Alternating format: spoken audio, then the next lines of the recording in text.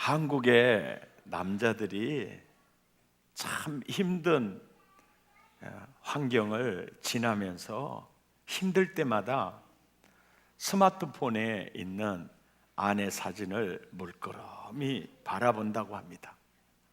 아내 사진을 보면서 이런 여자하고도 지금까지 살아왔는데 내가 뭔 힘들겠냐 이런 생각이 든답니다. 여자분들도 힘들 때면 스마트폰에 있는 왼수 사진을 보면서 이런 인간도 내가 사람 만들고 살아왔는데 이거 정도쯤이야 어려움이겠느냐 그런답니다. 오늘을 살아가는 사람들은 남자나 여자나 다 힘든 순간들이 많죠. 우리는 지금 봄을 살고 있습니다. 어디에 눈길을 주어도 참 아름다운 봄을 눈으로 우리 피부로 다 느끼고 있습니다. 새싹이 나는 산천초목, 움츠리게 했던 추위도 사라지고 따스하고 신선한 그 공기가 우리의 몸 전체를 감싸잖아요. 그런데 우리 주변에는 봄을 살고 있으면서도 마음은 가을인 사람 많습니다. 분명히 봄을 사는데도 마음은 폭풍 한설 몰아치는 겨울이요. 그들에게 들려주고 싶은 시가 있습니다. 김종의 시인의 그대 앞에 봄이 있다. 우리 살아가는 일 속에 파도 치는 날, 바람 부는 날이 어디 한두 번이랴. 그런 날은 조용히 닻을 내리고 오늘 일을 잠시라도 낮은 곳에 묻어두어야 한다. 우리 사랑하는 일 또한 그 같아서 파도 치는 날, 바람 부는 날은 높은 파도를 타지 않고 낮게 민물져야 한다. 사랑하는 이여, 상처받지 않는 사랑이 어디 있으랴. 추운 겨울 다 지내고 꽃필 차례가 바로 그대 앞에 있다. 이런 시를 듣고도 아무 느낌이 없다면 진짜 힘이 필요한 사람입니다. 나도 정말 사랑하는 엄마의 아들인 적 있고 정말 사랑하는 아빠의 딸인 적 있죠. 나도 모르는 사이에 세월이 흘러 이제는 아빠의 자리에 앉고 엄마의 자리에 앉고 그들을 양육하며 키우며 여우다가 나도 모르게 지쳐버린, 지금도 머리에 무거운 존재, 무거운 짐을 지고 살아가는 우리들에게 진정으로 필요한 것은 힘이죠. 혹자는 오늘날의 시대를 콘크리트 시대라고 그래요. 그래서 노도 콘크리트, 사도 콘크리트, 그래서 콘크리트와 콘크리트가 부딪히는 거예요. 오늘날 세상이 그런 것 같아요. 정말 양보도 타협도 없어요. 그냥 콘크리트 대 콘크리트가 부딪히는 세상. 그리고 오늘 시대를 스피드 시대라고 그럽니다. 생각의 속도가 인간의 성공과 실패를 결정지을 뿐 아니라 운명을 정하게 될 것이다 라고 말했던 빌 게이츠 말처럼 지금 우리 그 시대를 살고 있어요. 속도. 그러다 보니까 가만히 있으면 뒤처진 것 같고 뛰어야만이 살아남을 것 같고, 그래서 이 스피드 시대에 가장 큰 맹점이 있다면은 과정을 즐기지 못한다는 거죠. 저희 교회에서 18해 동안 계셨던 장영환 목사님, 이제 담임 목사님으로 청빙받아서 5월 1일 날 이사를 하는데 참 나보다 더 좋은 그릇을 빚어서 시집 잘 보내는 게 내 사명이다 늘 생각을 하는데, 담임 목사로 청빙 간다고 장영환 목사님 지금 구름 위를 떠다닙디다마는 나는 안쓰러운 생각이 들어서 장 목사님 이제 진짜 목회하러 가요. 그러니까 부목사 시절에는 나도 언제 담임 목사로 가느냐 이것 때문에 지나놓고 보면 부교육자 시절이 얼마나 행복했던가 그걸 놓치고 사는 거죠. 아마 장영환 목사님도 놓치고 살았을 것입니다. 이제 놀라운 은혜가 펼쳐질 것이고 죄송합니다. 물론 그렇게 되리라고는 확신합니다. 다 복되시기를 바라고 나중에 나를 만나거든 누구시더라? 이래도 괜찮습니다. 이래도 아무 상관이 없습니다. 그런데 이 스피드 시대는 과정을 전혀 즐기지를 못하는 거죠. 어떻게 보면 가장 소중한 이 때를 전혀 느끼지를 못하고 피곤하고 지쳐서 살아가고 있죠. 혹자는 또 말해요. 이 시대를 스트레스 시대라고 그래요. 그래서 사람들이 입만 열면 푹 쉬고 싶다. 입만 열면 늘어지게 자고 싶다. 새도 아니면서 날아가고 싶다. 그래서 어떤 학자는 이런 얘기를 했죠. 지금은 재테크가 중요한 게 아니고 시간테크이며 시테크보다 더 중요한 것이 있다면 쉼테크다. 방실방실 웃고 있는 아이를 보고도 마음이 밝아지지 않는다면 당신은 지금 지쳐있는 상황입니다. 식구들 얼굴을 마주보고도 살짝 웃어주지 못한다면 당신은 지금 지쳐있는 상태입니다.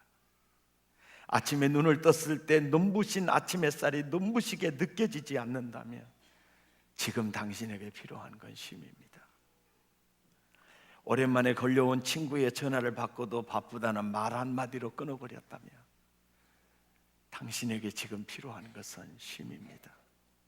아름다운 음악을 들을 때 소리만 들릴 뿐 마음에 감동이 되지 않는다면 당신은 지금 쉴 때입니다. 아침과 저녁이 같고 산과 바다가 같고 맑은 날과 비 오는 날이 똑같이 느껴진다면 당신은 지금 필요한 것은 쉼입니다. 유태인이면서 독일계 미국인으로서 사회심리학자이면서 정신분석학자요 인문주의 철학자죠. 굉장히 많은 영향을 미쳤던 에리 프롬은 이런 얘기를 해요. 사람은 쉬는 방법에 따라서 그 운명이 결정이 된다. 요 근래에 경남기업 회장 고인이 되신 성완종 그 회장 사건을 보면서 정말 여야 가리지 않고 정말 로비를 했죠. 그리고 자기가 정말 지쳐서 쉼이 필요하고 손을 내밀 때 그들은 너무도 냉정했습니다. 그래서 하나님의 말씀 생각이 나죠. 도울 힘이 없는 인생 의지하지 마라. 방백도 의지하지 마라. 자기 아들 교도소에 들어가도 대통령을 지낸 그 권력도 막지 못하잖아요. 그런데 이 성 회장님이 목사님을 찾아가야 될 것인데 스 선생님을 찾아가가지고 내가 봐도 그 스도 타락한 스요. 여러분, 스님이 뭔 점쟁이한테 데리고 가요. 또 복채까지 대주면서 뭔 말인지 여러분 잘 모르실 겁니다. 절에도 다녀봐야 알아요 그거.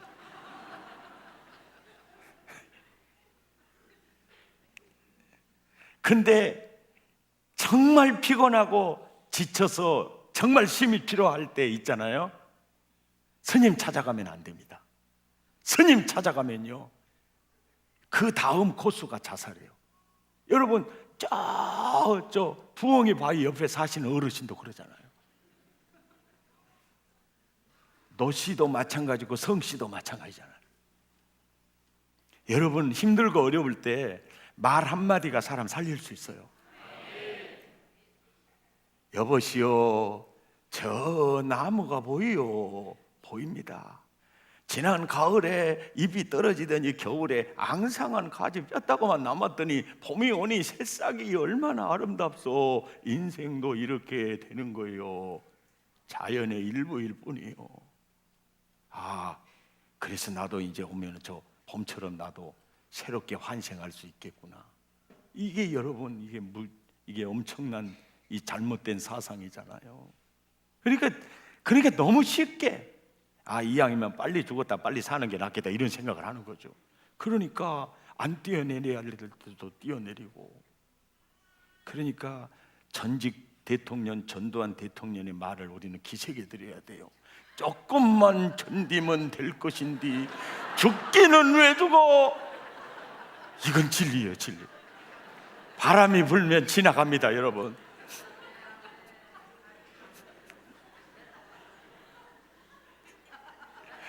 미국 갔다 오더니 사람이 변했어요. 이렇게 느껴진다면 시차 적응이 안 돼서 저런 모양이다, 이렇게 생각을 하죠. 오늘 본문 말씀 우리 함께 읽죠. 시작. 수고하고 무거운 짐진 자들아 다 내게로 오라. 내가 너희를 쉬게 하리라. 여러분, 예수 믿지 않아도 저 성경 구절은 알아요. 전도지에 제일 많이 적어진 말씀이 수고하고 무거운 짐진 자들아 다 내게로 오라. 내가 너희를 쉬게 하리라. 교회 안 다녀도 저 구절은 알아요. 제가 저 구절을 설교도 굉장히 많이 했어요. 그런데요, 하나님 말씀은 묵상하면 묵상할수록 깊은 하나님의 마음이 느껴져요. 왜 주님이 수고하고 무거운 짐진 자들아 이렇게 부를까? 신학적으로 죄인들아 이렇게 부를 수 있잖아요. 또 과거에 에덴 동산에서 나에 대해서 등을 돌리고 마귀의 말을 따라가 배신자들아 이렇게 부를 수 있잖아요. 이해가 되십니까? 고생해도 싼 자들아 이렇게 부를 수 있잖아요. 내 말 안 듣더니 꼴 좋다 마귀 자녀들아 이렇게 부를 수 있잖아요. 그런데 왜 수고하고 무거운 짐진 자들아 이렇게 부르실까? 그리고 이렇게 부르시는 이유가 뭘까? 여러분 본문 자세히 보세요. 나를 부르신 이유가 뭘까? 이 자리에 앉아있는 모든 분들에게 하시는 말씀이거든요. 아무개야, 너 피곤해 지쳐있지? 네가 지고 가는 그 짐 내가 다 알아. 너무 힘든 건 내가 다 알아. 그 마음으로 예수님이 말씀하시는 거죠. 수고하고 무거운 짐진 자들아 주님이 내 수고를 아시는구나. 내가 지고 가는 그 짐이 얼마나 무거운지를 그 어느 누구도 몰라도 그분이 아시는 거죠. 그리고요, 예수님은 하나님이세요. 성부와 성령 하나님과 그 본체와 영광이 그 능력이 동등하세요. 그 영광 다 내려놓고 영이신 하나님이 피 흘림이 없은 적 죄 사함이 없어서 피 흘리기 위해서 제물 되기 위해서 육신을 입고 오셨어요. 그렇게 오신 그 예수님이 야 내가 왜 온 줄 아니? 너의 죄의 짐 내가 짊어지려고. 너의 저주의 짐 내가 짊어지려고, 너의 불행의 짐 내가 짊어지려고, 네 목마른 건 내가 짊어지려고, 죄 때문에 버림받은 거 내가 짊어지려고 내가 왔어. 그 마음으로 초청하는 거예요. 수고하고 무거운 짐을 지고 사는 동조야, 더 내게 와. 내가 너희를 쉬게 할게. 피곤해 지쳐 있을 때, 가다가 지쳐 쓰러질 때, 그 쉼의 방법에 따라서 인생이 달라지는데, 내가 처음 주를 만났을 때는 병들어 죽어져 갈 때, 학교에서 버림받았을 때, 그때 어머니 손을 따라 간 곳이 이렇게 초청하신 주님 품이었죠. 진짜 그 예수님이 쉼을 주십니다. 진짜 그 예수님이. 아멘입니까? 오늘 누군가의 초대받아서 이 자리에 나오신 분 계시다면, 이 땅에 종교도 굉장히 많이 있습니다. 야, 윤리대로 살아야 돼, 마음 닦아야 돼, 그러면 아마 쉼 얻을 수 있을 거야, 정성을 다 들여야 돼, 그래야 될 거야. 많은 종교 교주들 많이 있죠. 네 힘으로 안 돼. 수고하고 무거운 짐 네 힘으로 벗겨낼 수 없어. 내게로 와. 내가 이 땅에 온 이유가 너의 짐은 내가 지고 내 기쁨을 너희 안에 주기 위해서야. 정말 이 진리는 진리였습니다. 정말 참이었습니다. 아멘입니까? 여러분, 매주마다 제가 설교하고 싶은 내용이 뭔지 압니까? 그 예수님의 따뜻한 마음을 전해주고 싶은 거예요. 그 하나님의 그 마음을 전해주고 싶은 거예요. 네.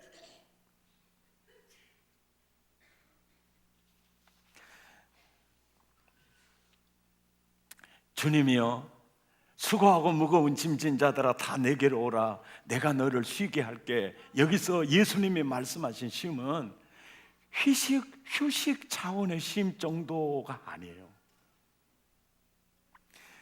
그러니까 예수님이 말씀하시는 쉼은 정말 안식인데요, 안식 개념은 쉼과 자유와 재충전이에요. 그러니까 폴 틸리가 현대인의 세 가지 회색의 그림자가 있다고 그러는데, 공허감, 그 다음에 죄책감, 그 다음에 공포감, 거기에 사실은 하나 더 하면요, 외로움이에요. 이런 그늘 속에 살아가는 그 사람들에게 그 모든 회색의 그림자를 다 제껴버리고 환경을 초월해서 쉼을 누릴 수 있는 재충전의 개념이에요. 그 에너지가 임하게 될 거다, 생명이 임하게 될 거다, 세상을 걷던 이기는 능력이 임하게 될 거다. 바로 그 쉼이에요. 예를 들면 휴대폰 꺼놓는 것이 휴식이라면 전기에 꼽아서요 충전시켜 놓는 게 이게 쉼의 개념이에요. 누군가에게 이상한 편지가 왔습니다. 봉투를 딱 보니까 겉봉투에 희한한 글이 써 있습니다. 이 편지를 읽는 자는 죽습니다. 그동안 10명이 죽었습니다. 당신도 죽을지 모릅니다.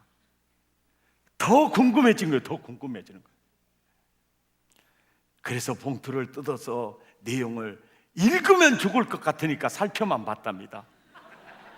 10명이 왜 죽었는가 봤더니 쉼표가 하나도 없더랍니다. 옆 사람 인사합시다. 쉼표 없으면 당신 죽어.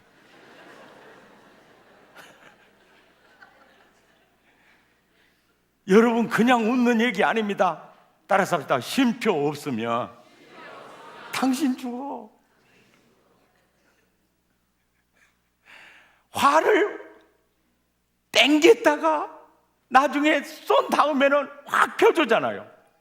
계속 땡겨만 놓으면 부러지거나 나중에는요 이게 굳어져 버려가지고 활 역할을 못하게 돼요. 힘이 필요한 여러분에게 제가 한 수 읊어드리겠습니다.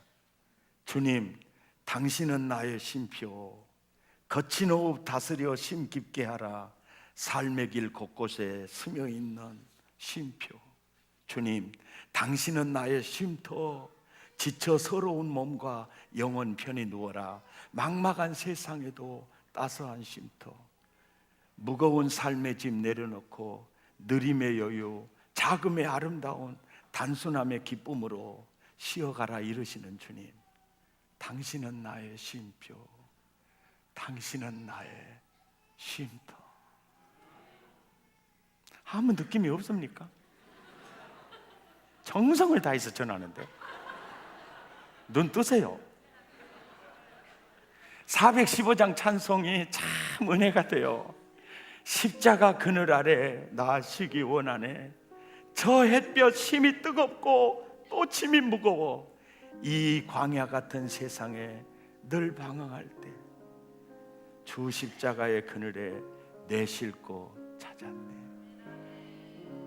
저 이 찬송 잘 못하거든요. 여러분이 한번 채고 나가보세요.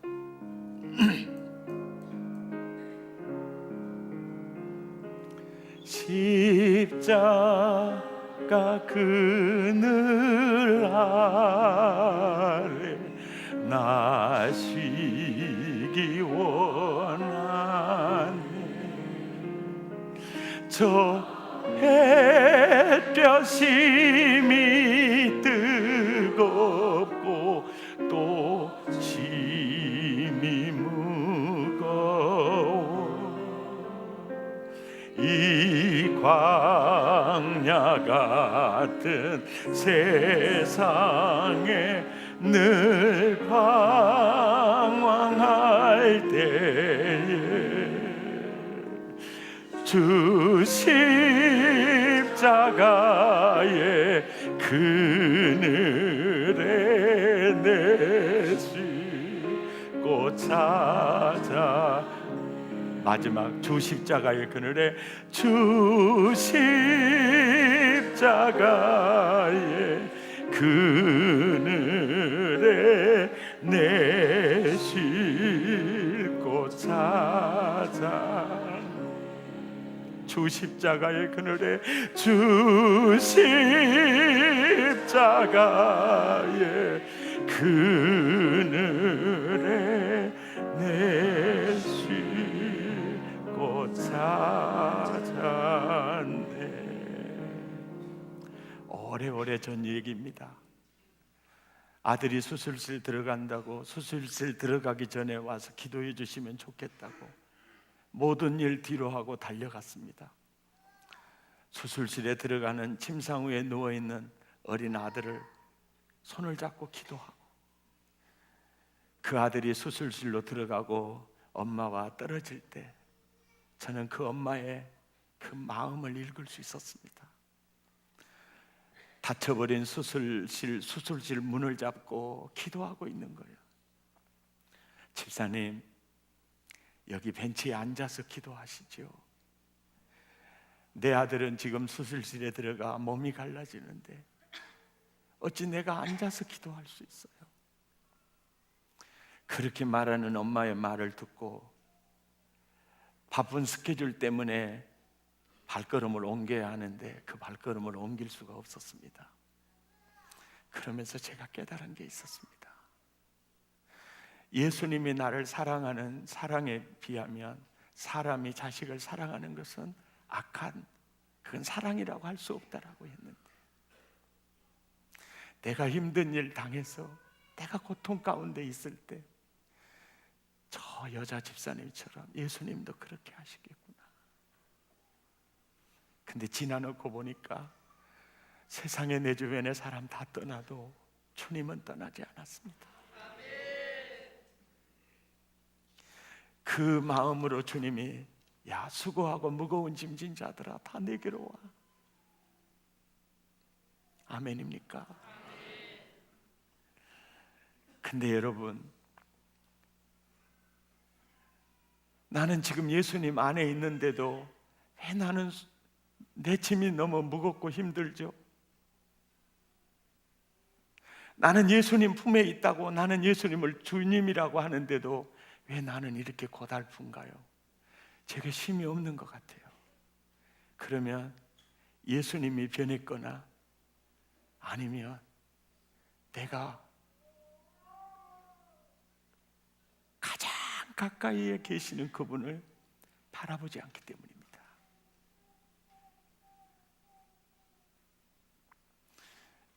그저 예배가 그립고,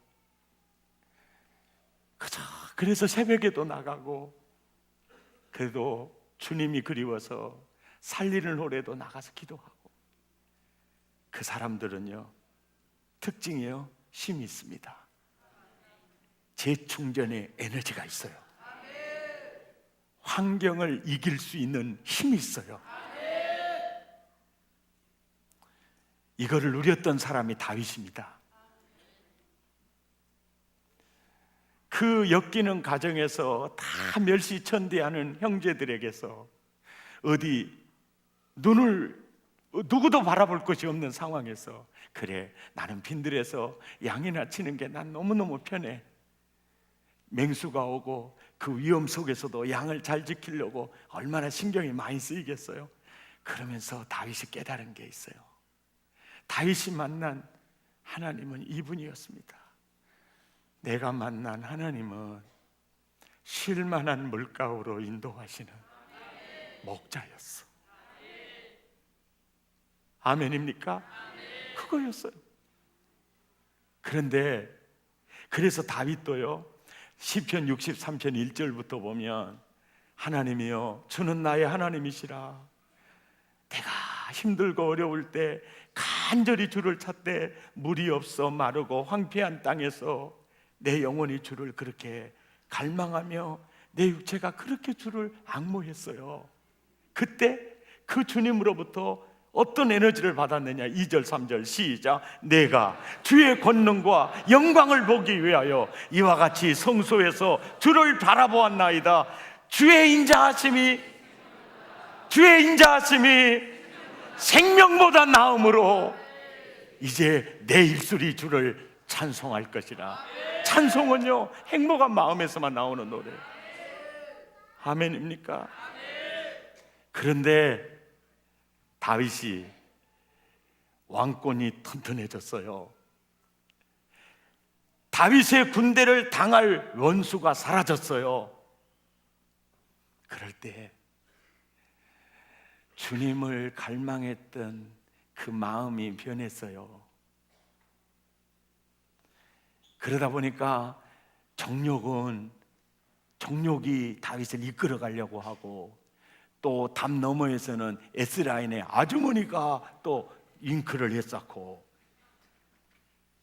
비웃는 건 건강해롭습니다. 그래서 다윗이요, 왕권이 탄탄해지고, 야, 이제 나라의 원수가 사라졌을 때 그 기쁨이 사라졌어요. 허전함이 왔어요. 공허했어요. 이 증후군이 지금 나에게 있는지도 몰라요. 그래서요, 어려울 때가 위기가 아니에요. 먹고 살만할 때가 위기예요. 살리는 오래 아직 한 번도 안 가보시는 분 아마 공허할 거예요. 먹고 살 수 있는 돈은 있어요. 나갈 직장은 있어요. 그러나 그 기쁨 없을 거예요.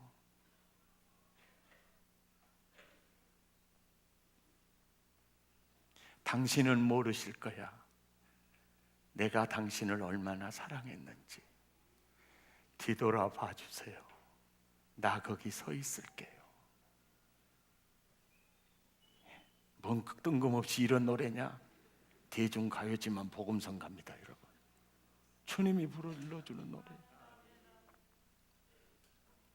아멘입니까? 어린 시절에 디딜방아를 우리 어머니가 찢는데, 디딜방아 이게 찢고 저쪽에서는 쿵 때리는 건데, 그러니까 둘이 방아를 찧어요. 하나는 발로 딛고 저기서 퉁퉁 할 때 대급박 안 깨진 거 깨져라 그러고 집어넣고, 껍질이 안 벗겨진 거 하나 더 벗겨져 버려라 넣고, 이렇게 둘이 이제 손발이 잘 맞아가지고 방아를 찢잖아요. 근데 우리 어머니는 이렇게 섞어줄 사람이 없으니까 몇 번 뒤들로 찧어놓고 와서 이렇게 제끼고 또 와서 찢고 그러는데, 그 옆에서 내가 구경을 하는데 둥이 찢는데 이게 얻는 다리 집어넣었다가 빼려고 안 하고 냈는데 찍어버린 거예요. 대낮에 별이 번쩍번쩍하지요.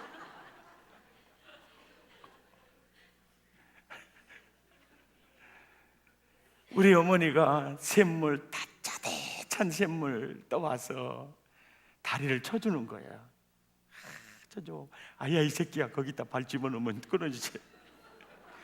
어째 이렇게 이 새끼는 이렇게 지향통인 거 모르겠다 그러면서.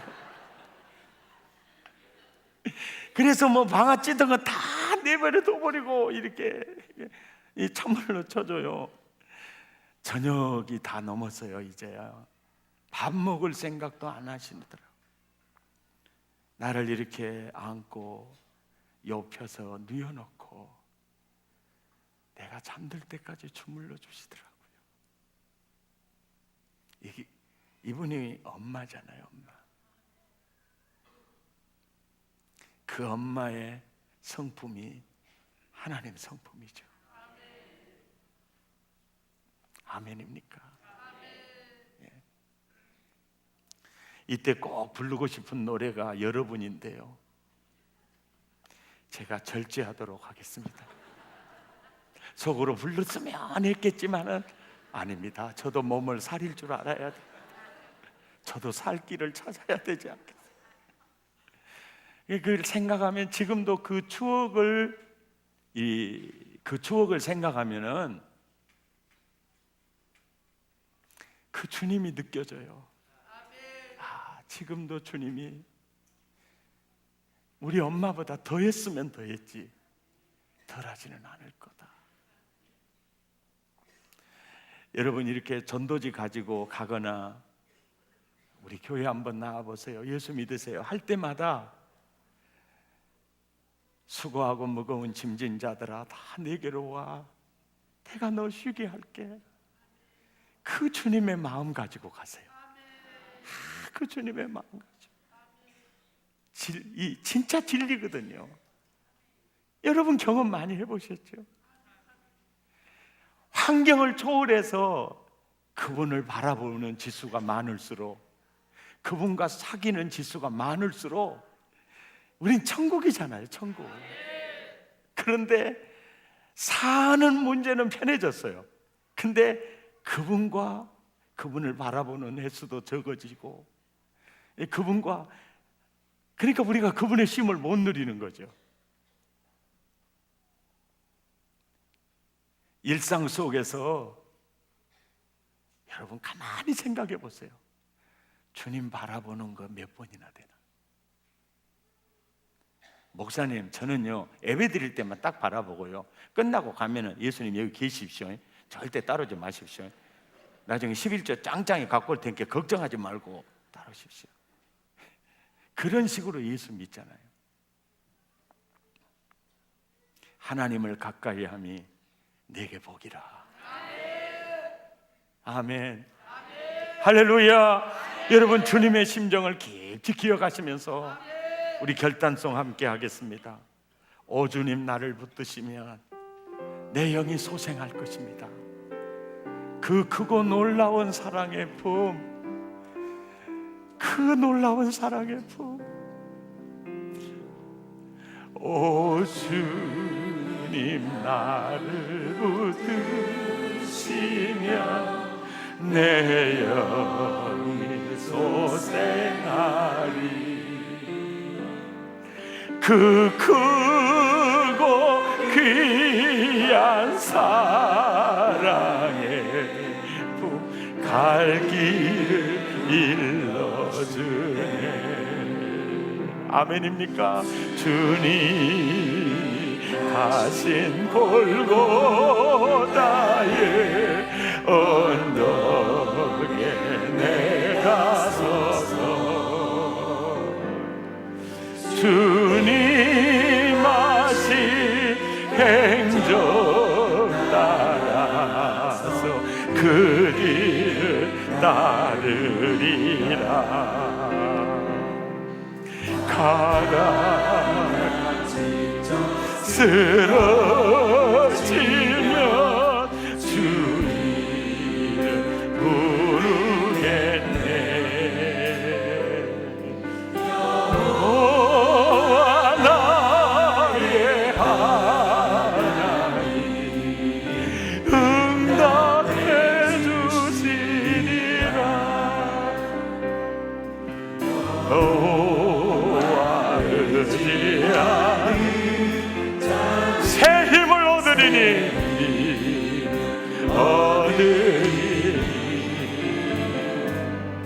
밝고도 오묘한 그 말씀 내 영혼 편이시니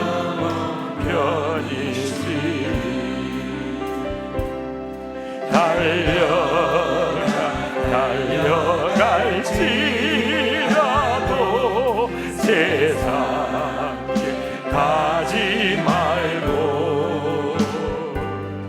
그 하늘길 내게 주신 아버지의 통을 향해 아멘입니까? 가다가 지쳐 쓰러지면 주님을 부르겠네. 여호와 나의 하나님 응답해 주시리라. 오 주님 자비하신 모습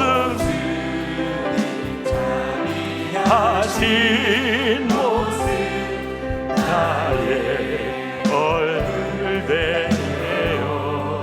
주님의 품성 닮아서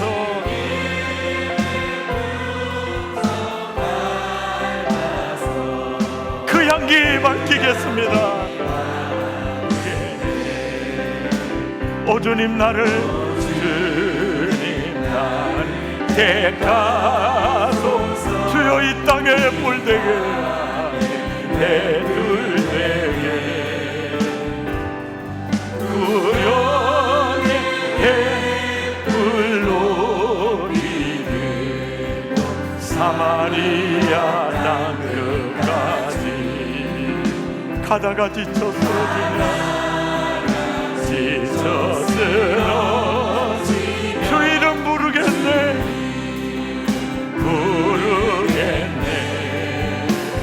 여호와 나의 하나님 여호와 나의 하나님 응답해 주시리라. 새 힘을 주신 그 은혜를 주신 그 나 이제 깨달아서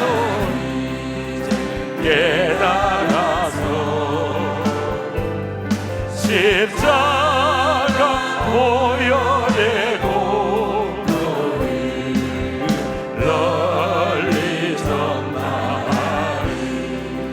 달려갈지라도 달려갈지라도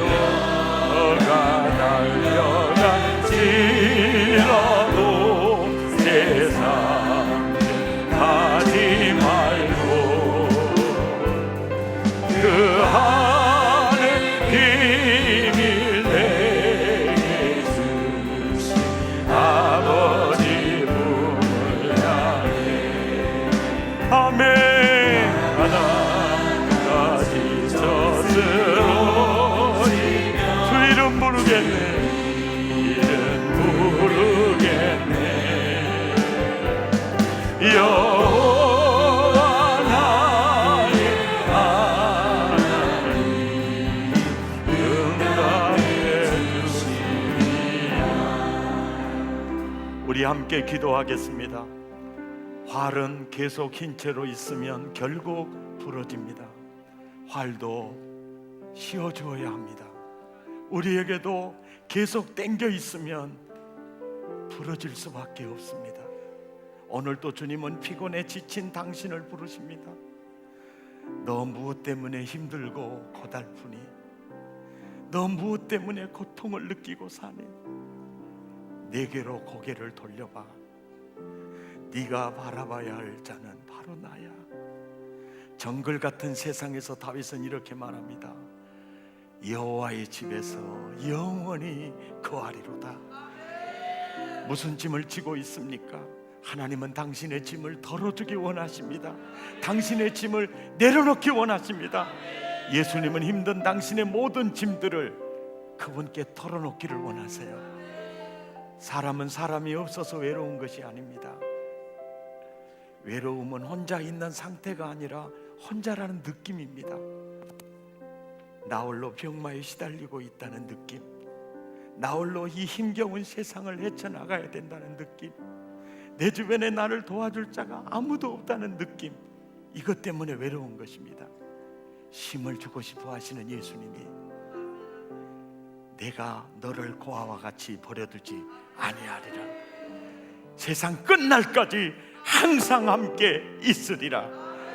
여인이 어찌 그 젖먹는 자식을 잊겠으며 자기 태에서 난 아들을 긍휼히 여기지 않겠느냐.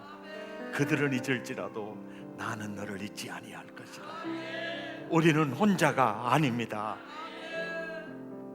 내가 외로움을 느끼는 이유는 내가 그분을 바라보지 않기 때문입니다. 우리의 계획과 뜻이 어긋났을 때 실망감이 옵니다. 건강하기를 원했는데 병이 들었습니다. 승진을 원했는데 퇴직당했어요.